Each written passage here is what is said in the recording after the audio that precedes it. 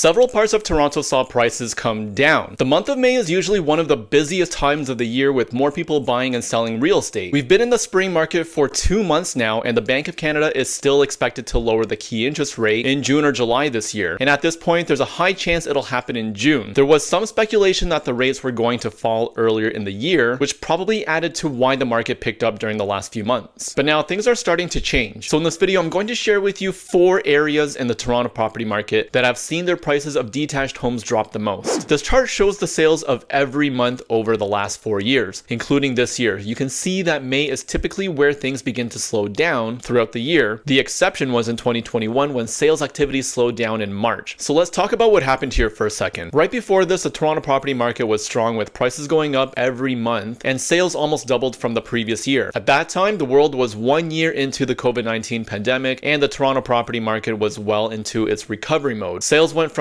8,000 in March 2020 to nearly 16,000 in March 2021. That's almost a 200% increase. Sounds insane, but it's also important to remember that March 2020 was very early during the pandemic, and clearly the market had picked up again after 1 year. Either way, this was an early sign of inflation and nothing was done about it until the Bank of Canada intervened in March 2022 with a string of increases to the key interest rate over the next 12 months. It didn't take long for housing prices and supply to go back up. Buyers were eager to take advantage of a slower market. Competition was strong and sellers wanted to cash in. This was a sign that consumer confidence came back during the pandemic. Low mortgage rates of about 2% also encouraged sales, so people were able to borrow at a low cost to finance their home purchases. When things started to open up again during the pandemic, the sense of normalcy had buyers rushing to resume their home searches. This was a pretty good idea for those who did it early on because there were some amazing deals to be had since prices came down. But as activity picked up, prices kept rising and more buyers rushed to the market thinking that they'd miss out. And the ability to jump into the market was easier back then because mortgage rates were floating around 2%. Mortgage rates aren't the same anymore and they may never go back down to where they were. We have lower home prices that have remained more or less the same compared to the last year. The difference is that higher interest rates are preventing people from getting into the market. High interest debt means higher monthly payments, and it's not as easy as it was coming out of the pandemic when the bank's overnight rate was just 0.25%. Today it's still 5% and has been for almost a year now. Anyone who's trying to qualify for a mortgage still has to qualify under the stress test, which takes the rate that they're pre-qualified at plus another 2% while trying to get approved for a mortgage with their lender. The Bank of Canada hasn't brought down the key interest rate just yet. A lot of speculation happened earlier this year suggesting that many people thought that the rate cuts were going to come in the first quarter of this year. That speculation led to more sales transactions, but inflation stayed high and the Bank of Canada didn't deliver on a rate cut. That's what led to the spring market to be what it is today, with prices falling in some areas rather than going up. Today we're seeing more inventory that would normally shift us closer to a buyer's market or somewhere that's more balanced. More properties for people to choose from should reduce home prices. And at first, I honestly thought that this wasn't going to happen. We're in the spring market, interest rates were for sure going to go down. We had a history of home prices rising over the last few months as we got into the spring market, and the resiliency of the Toronto real estate market has always been there. But now it's the end of May. We're getting closer to the summer months, and to be honest, I think for once we're starting to get back on track with seasonality changes in the real estate market that we would normally see. Summer activity dies down after a strong spring market, which is what I think we'll see happen going into the summer this year. The one difference is that this wasn't a strong spring market we're coming out of. It was never meant to be, because if it was, we would have seen the same trouble we saw during 2021 and 2022 with the markets heating up way too fast all over again with prices getting out of hand. That's why the central bank has held the overnight rate at 5% since July last year. So coming out of the spring market, here are the 4 Toronto areas that have seen the biggest price drops in detached home prices compared to just 1 month ago. The first area is Toronto C14. This includes the east ends of Newton Brook and Willowdale between Finch and Shepherd along Yonge Street. The average price right now in this area is just under $2.5 million.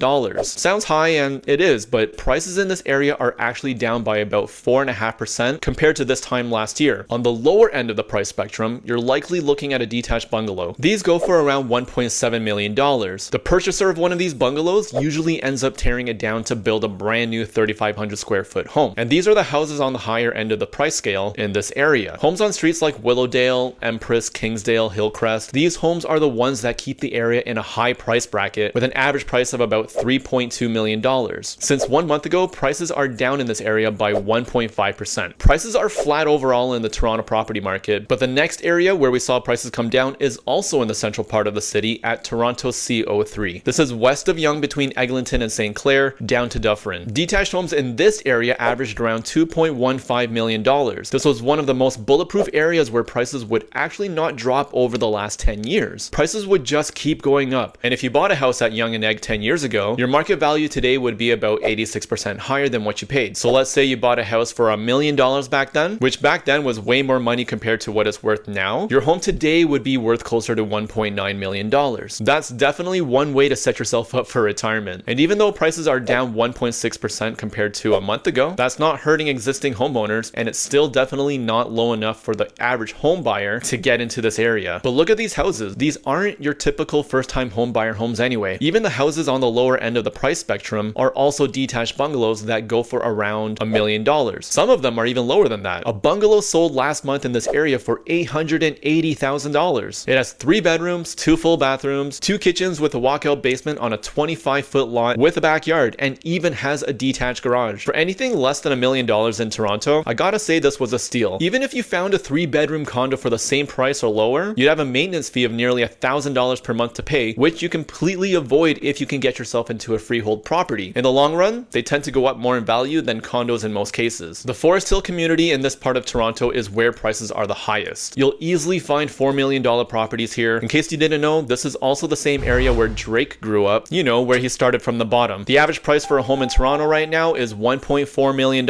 I'm willing to bet his house was worth this amount over a decade ago. And after sharing the next 2 areas in Toronto that had the highest price drops in just the last month, I'm also going to share with you every Toronto community where prices have continued to go up over the last decade. There were 25 communities that have continued to grow over the last 10 years, and I'll highlight every one of them so that you know exactly where in the city price growth is the strongest. When people talk about resiliency in the Toronto real estate market, these 25 communities are the areas that should be focused on. Keep watching and I'll show you on the map exactly where these areas are. Next, we move away from the central part of the city. The Toronto E05 area ranked as the top 2nd area where prices came down the most since last month. This area is right at the border of North York, where Scarborough begins, at Victoria Park, and up to Kennedy between 401 and Steeles. Detached homes in this area came down 3% compared to a month ago, with an average price of $1.4 million. This is also around the average price that they were going for exactly a year ago. In the other areas that we looked at in the central part of the city, the lower price homes were mostly bungalows that needed work. In this part of the city, you're looking at around $1 million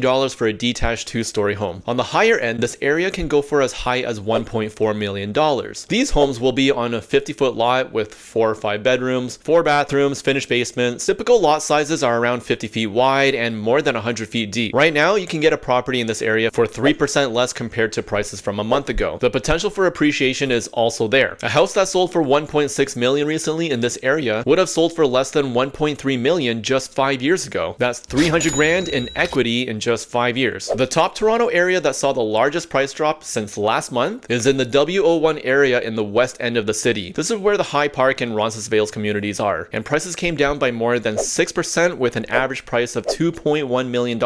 This specific area saw a major price correction. 3 months ago, prices were higher than what they were today by more than 12%. You're almost finding nothing in this area for less than $1 million on the low end. You're not finding any bungalows since most of the homes in this area are 2 stories. On the high end, you're looking at $2.5 to $3 million for a house in this area. Okay, so now we've talked about which areas have gone down the most in the last month, but now here are the areas all around Toronto that have continued to show price growth. And by the way, if you made it this far, thank you for watching. My name is Fred Tam. I'm a real estate broker here in Toronto. I'm posting new videos every single week to help you reach your real estate goals. If you're new here, hit like and subscribe, and share this video with someone you think would also gain value from learning which areas saw the biggest price drops, and now also these areas where prices do not come down. They have not seen a drop in average home prices over the last 10 years. You'll notice that most of the areas are in the west end of the city, making the west end one of the more resilient areas of Toronto. But resiliency is a dangerous thing. When buyers show resiliency and get into the market, it creates more competition for other buyers and pushes some of the competition out of the way. For those who stay in the market, we eventually see higher home prices in areas such as these ones. Drop a comment below and let me know what you think. The Bank of Canada is expected to cut rates in June or July this year. Catch my new videos every week and subscribe to stay updated. Thanks for watching, and I'll see you guys in the next one.